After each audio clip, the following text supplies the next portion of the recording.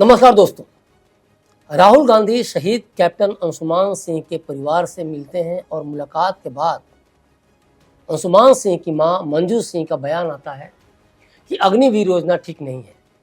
सेना में सभी को सम्मान मिलना चाहिए। वे मोदी सरकार की तारीफ भी करती हैं और कहती हैं कि सरकार अच्छा काम कर रही है। याद होगा आपको, पिछले दिनों राहुल गांधी संसद में भी अग्निवीर योजना को लेकर खूब भड़के थे, लेकिन रक्षा मंत्री राजनाथ सिंह ने जो कहा उसके बाद राहुल गांधी की बोलती बंद हो गई। अग्निवीर यूज एंड थ्रो मजदूर है और आप उससे कहते हो, उसको आप 6 महीने की ट्रेनिंग देते हो, 6 महीने की ट्रेनिंग देते हो। दूसरी तरफ चाइना के जवान को 5 साल की ट्रेनिंग मिलती है, राइफल लेकर उसके सामने खड़ा कर देते हो, उसके दिल में भय पैदा करते हो। एक जवान और दूसरे जवान के बीच में फूट डालते हो कि एक को पेंशन मिलेगी, एक को शहीद का दर्जा मिलेगा, दूसरे को नहीं मिलेगा, और फिर अपने आप को देशभक्त कहते हो। ये कैसे देशभक्त हैं?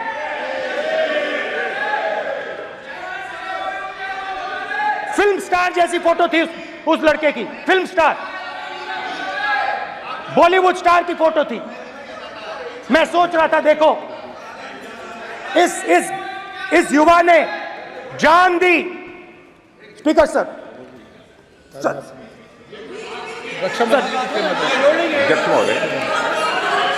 अध्यक्ष महोदय, एक आदमी सब पर भारी।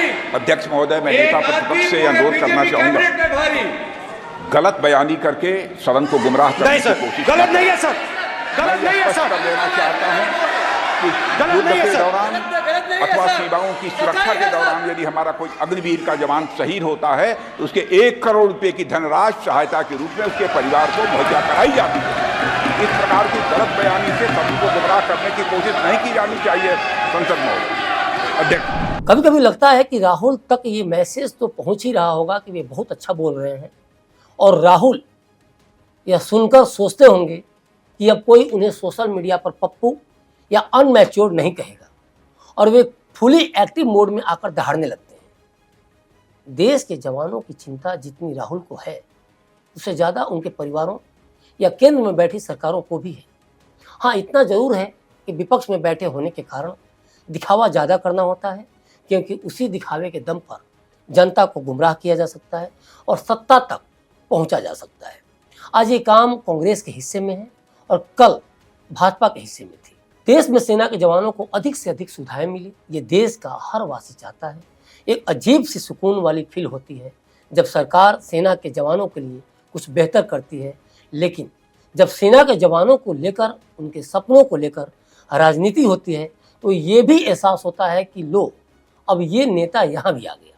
कांग्रेस सरकार ने 2014 में मोदी सरकार के सत्ता में आने से पहले अपने 10 साल के शासन में bullet proof jacket, fighter aircraft तक खरीद कर नहीं दिए, और अंत में लिख दिया कि दोबारा जांच की जाए।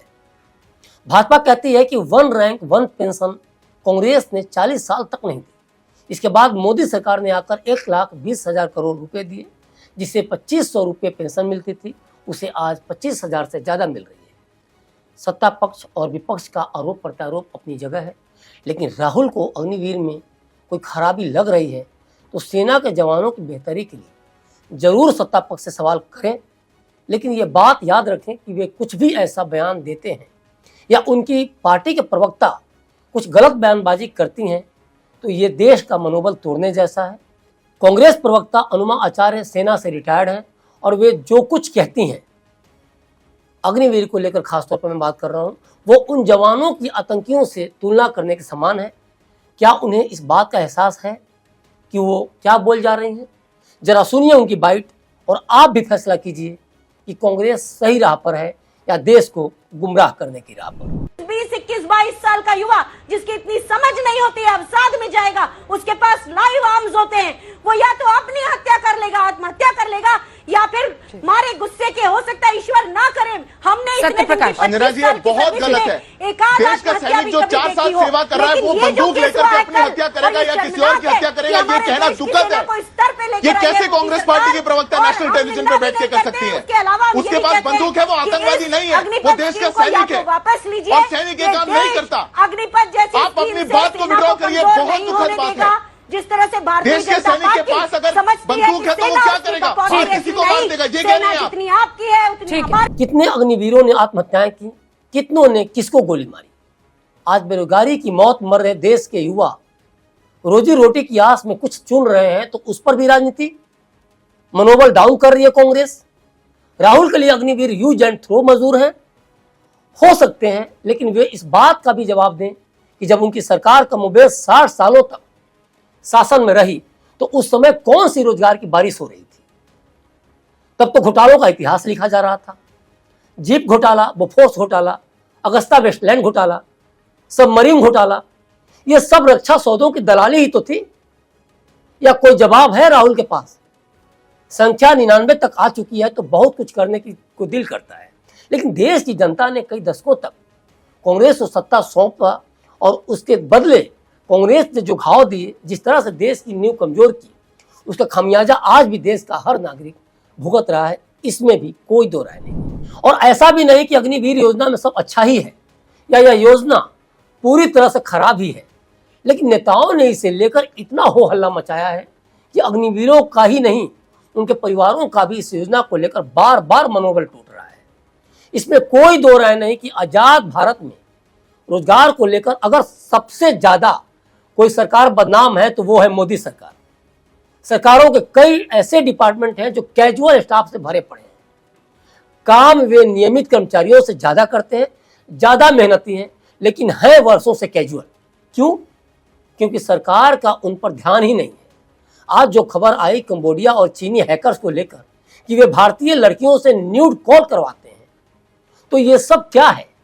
ये सब बेरोजगारी या देश में बेहतर अपॉर्चुनिटी के नहीं होने के कारण है, जिसे देश के युवा विदेशी एजेंटों के चंगल में फंसकर अपना मान सम्मान भी गिरवी रखने को मजबूर हो रहे हैं। लेकिन जिस देश में रोजगार ही इतना न हो कि खुशी खुशी जीवन यापन किया जा सके, अगर उस देश में किसी को 4 साल नौकरी मिल जाती है और उसके बाद उसे कई तरह की सुविधाएं मिलती हैं, तो इस पर भी सोचना बनता है। क्योंकि आप नौकरी के चक्कर में पूरी जिंदगी इंतजार में ही बर्बाद कर दें, तो इससे बेहतर है कि जो अपॉर्चुनिटी आपके सामने है उसे पहले ग्रैब करें। अब अग्निवीर योजना को ही ले लें। मान लीजिए 100 लोगों की भर्ती होती है, सभी को 4 साल तक फौज में अपनी सेवाएं देनी होंगी और 4 साल के बाद 25 फौज में रह जाएंगे और 75 को सैलरी के अलावा लगभग 20 लाख रुपए मिलेंगे। इसके बाद वे सेंट्रल रिजर्व फोर्सेज के लिए पात्र होंगे। इनमें उन्हें 10 से 20% आरक्षण दिया जाएगा ताकि उन्हें रोजगार मिल सके। तो इसमें बुराई क्या है? कानपुर में अगर 300 से ज़्यादा मस्जिदों में जुम्मे की नमाज के बाद ऐलान किया जाता है कि अग्निवीर योजना देश के मुसलमानों के हित में है, इस योजना में उन्हें देशभक्ति दिखाने का मौका मिलेगा, तो राहुल गांधी को बताने की जरूरत नहीं कि इसमें क्या बुरा है और क्या सही। कहीं ऐसा तो नहीं कि राहुल हिंदुओं को अग्निवीर योजना से दूर रखना चाहते हैं और इसीलिए वे डरा रहे हैं और इधर मुस्लिम अग्निवीर योजना में भर्ती होना चाहते हैं? ये मेरा सवाल भर है। और सवाल इसलिए कि ममता के विधायक पश्चिम बंगाल में हिंदुओं को कलमा पढ़ाने की बात करते हैं, ताकत दिखाने की बात करते हैं, शरिया कानून की बात करते हैं, बंगाल को मुस्लिम राष्ट्र बनाने की बात करते हैं। राहुल संसद में महादेव की तस्वीर लेकर हिंदुओं की परिभाषा बताते हैं। अच्छा लगता है, लेकिन जब उसी राहुल के सहयोगी तमिलनाडु में हिंदुत्व को गालियां देने लगते हैं तो शक की सुई घूमते ही गिरगिट की तस्वीर आंखों के सामने तैर जाती है। उसी राहुल की पार्टी जब कम्युनल वायलेंस बिल लेकर आती है, जिसमें यह प्रावधान होता है कि दंगे चाहे जम्मू कश्मीर में हो या देश के किसी अन्य हिस्से में, उस क्षेत्र का बहुसंख्यक ही उसके लिए जिम्मेदार होगा, तो राहुल से एक सवाल करने को मन तो जरूर करता है कि जरा वे बताएं कि देश के किस हिस्से में मुस्लिम बहुसंख्यक है। तो क्या यह बिल वे हिंदुओं को फंसाने के लिए या डराने के लिए लाए थे? इस हद तक किसी कौम से कोई कैसे प्यार कर सकता है और क्यों? चुनाव में सीटें तो बहुसंख्यकों के वोटों से ही अधिक आएंगी, तो फिर राहुल इस तरह की राजनीति करते क्यों है? ये एक बड़ा सवाल है। कानपुर के काजी भी राहुल के विचारों से इत्तेफाक नहीं रखते और कहते हैं कि मुस्लिम नौजवानों को बढ़ चढ़कर अग्निवीर योजना का फायदा उठाना चाहिए। इससे उनकी देशभक्ति पर सवाल उठाने वालों को मुंहतोड़ जवाब मिलेगा, बेरोजगारी दूर होगी, जिससे आने वाली पीढ़ी शिक्षित और समझदार हो। तो सवाल उठता है कि अनुमा आचार्य और राहुल की तरफ कौन है? लेकिन राहुल गांधी की इस पर राजनीति चालू है। राहुल गांधी बताएंगे कि कर्नाटक में सहयोगी पार्टियां उनकी सरकार से समर्थन क्यों खींच रही, अनुसूचित जाति और अनुसूचित जनजाति के लिए आवंटित फंड के साथ हेरफेर करने के कांग्रेस पर आरोप क्यों लग रहे हैं। ये आरोप कांग्रेस पर क्यों लग रहे हैं कि जो पैसा राज्य के दलित और आदिवासी समुदाय के कल्याण के लिए दिया जाने वाला था, उसे अब कांग्रेस सरकार चुनावी गारंटियों को पूरा करने पर लगा रही है। तय मानिए, जिसकी जहां सरकार है वो वहां लूट रहा है, अपने मन की कर रहा है। न तो जनहित से कोई खास मतलब है और न ही देश हित से। कुछ नेताओं के लिए पार्टी हित सबसे ऊपर है। देश प्रेम तो कितना है वो उनके कुर्ता पर एक भी सलवटें नहीं होने से ही पता चल जाता है। देश की जनता की गाड़ी कमाई से शीश महल और महंगी गाड़ियों के काफिले से ही पता चल जाता है कि अमुक नेता देश प्रेम का कौन सा संदेश देने निकला है। समझना होगा कि जिस देश में युवाओं की संख्या ज्यादा है, अगर वे कम उम्र में अग्निवीर बन जाते हैं तो उनकी बाद में राज्य पुलिस में भी भर्ती हो सकती है। सेंट्रल पब्लिक सेक्टर इंटरप्राइजेज में भी रोजगार मिल सकता है। वो जुटाए गए पैसों से परीक्षाओं की तैयारी भी कर सकते हैं। ऑप्शन नहीं होने से अच्छा है कि जो सामने है उसका मैक्सिमम फायदा उठाया जाए। यही भारत की नियति है और यही सरकारों की नीयत, क्योंकि सभी के भाग्य में राहुल गांधी होना नहीं लिखा होता। कुछ लोगों को अग्निवीर बनकर ही अपने भाग्य की पटकथा लिखनी होती है, क्योंकि उनकी लड़ाई सुबह बच्चे के दूध से लेकर शाम होने तक सब्जी की होती है, हर दिन कमाने और खाने की होती है।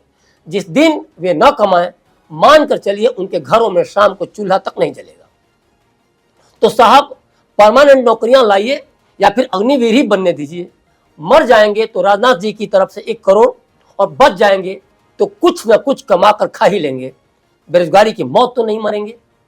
तो अभी तक के लिए बस इतना ही। बने रहिए क्लिक इंडिया के साथ और मुझे दीजिए इजाजत। शुक्रिया।